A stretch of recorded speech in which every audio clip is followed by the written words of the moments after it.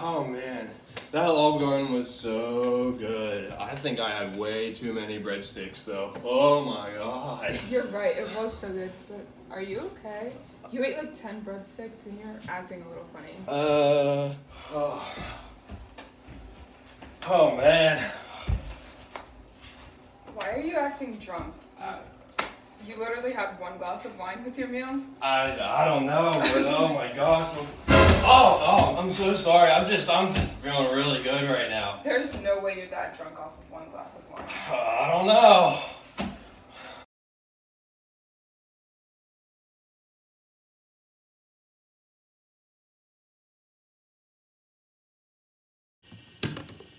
Hey Ethan. Oh, hey, how's it going? Good. How are you from last night? Oh, I'm still feeling really good. Oh my god. Were you drinking? Yeah, not at all. But I still feel so drunk. I don't know why. Ethan, it's 10 on a Tuesday. I can't explain it. I don't know what's going on. Is there anything you want to talk about? Uh, Do you need to see anybody? I could use a nap. I think you should go see a doctor or something. Man, that might be a good idea. I don't know. Something's not right.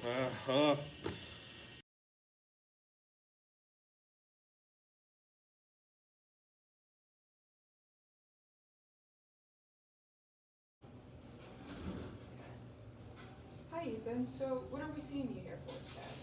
So I've been feeling a little bit off lately. I just not like myself. I don't even know how to describe it. Almost as like I feel drunk almost.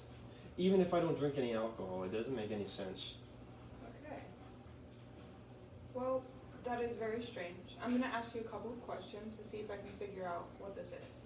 So, let's see. Why don't you tell me about your diet and what you normally consume on a daily basis? Okay, so for breakfast, I usually eat bagels, toast, some kind of bread, some juice, and then I eat a lot of pizzas, pastas, snacks like pretzels, chips, and then I drink a lot of Mountain Dew, sodas. Okay. Let's see. It doesn't sound too out of the norm, I guess, but it is a little carb heavy. Let's see what else. Have you been diagnosed with any diseases like diabetes, liver disease, Crohn's disease? No, not that I'm aware of. Okay. What about any antibiotics? Have you been prescribed antibiotics in the past 3 months for any reason? Yes, I was actually on antibiotics about a month ago. Okay. So, Ethan, I have a couple of ideas as what this could be. Okay. My main thought is that you could have what is called Brewery syndrome. However, this condition is very rare and it's very often underdiagnosed. This is because there isn't one specific type of test that you can take to show whether or not you do have the condition. Okay. I'm going to have to do a couple of tests, mainly on your stomach and intestines, and we'll see what the results say. I'm going to collect a stool sample and check how much gut bacteria you have and the amount of yeast. Okay. What else?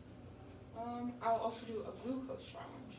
For this, you'll take a sugar capsule at home, then you can't have anything to eat or drink for a few hours, and after that, you'll come back in and we'll test your blood alcohol level. Okay. And we'll see if it's abnormally high. Okay. So this is an actual thing. I just get drunk off of nothing. Yeah, pretty much. The gut, or the bacteria in your gut, it takes any of the carbs and sugars that you eat, and because there's an overgrowth of yeast, it will ferment it and form alcohol, and from there your intestines will absorb it, and it'll be like you were drinking. Do you have any questions for me today? No, I don't. No, thank you though. Okay, well, I'll see you back in another week or so. All right, thank you.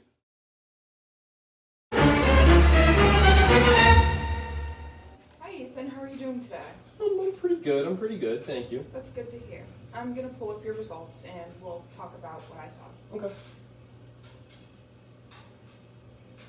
So, after examining your stool and seeing your blood alcohol level following the glucose challenge, I think you may have a condition known as Brewery syndrome. Oh, jeez. I know. This is when there's too much yeast or bacteria in the gut, and then it starts to convert the carbs or sugars that you eat into alcohol, ultimately making you drunk. Yes. So, as I said before, this is a rare condition, and it could have possibly resulted from your antibiotic use. Okay. This is because the antibiotics could have possibly killed off any good bacteria, which would allow the yeast in your gut to thrive. Let's see what else.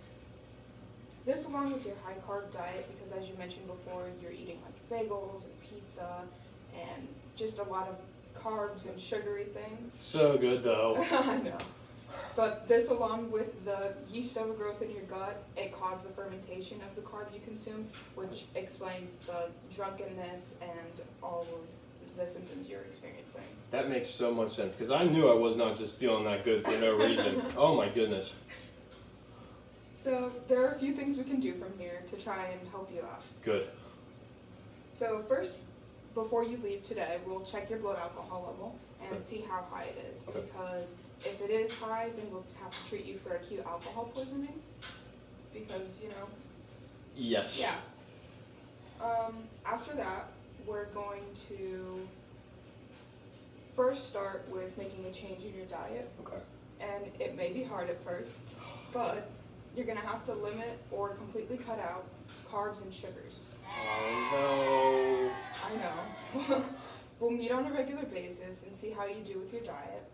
And if it's not improving your condition any way, then we'll have to try something else. Okay. To do this, there are different kinds of medications we can try, but we'll start with the change in the diet. Okay. Also, a probiotic may be beneficial for you because it'll help to balance out your gut bacteria. Okay. Do you have any other questions for me today? No, I do not. But thank you so much. I'm so glad that like I said, I knew something was not right. Yeah. Well, I'm glad we got it figured out. Me too. And I'll be seeing you on a regular basis for the next couple months or so just to track how you're doing. Okay. Awesome. Thank you. Thank you. Have a nice day. How could you get drunk off of dinner? How could you wake up drunk? This is not even possible.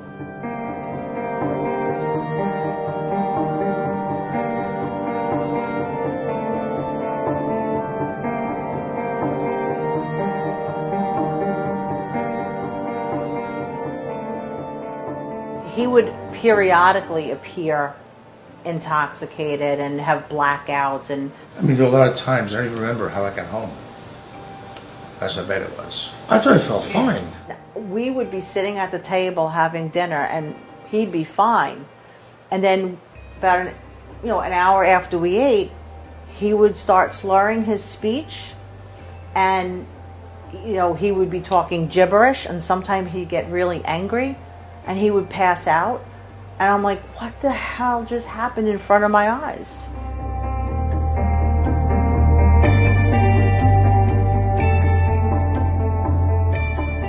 My cousin said, stop right there. I think I know what he has. And I said, you have an answer? We would go to doctors for 14 months. You have an answer?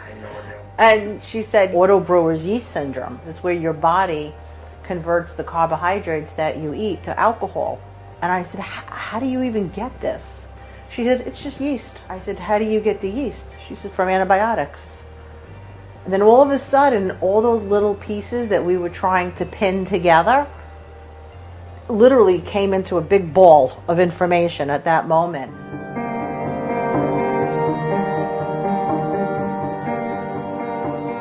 We did the 24-hour testing, and nurses and doctors just ran in the room, flipped on the lights, and they were panicking, putting IV bags and taking his blood pressure and putting medication. And I said, whoa, wait, what are you doing?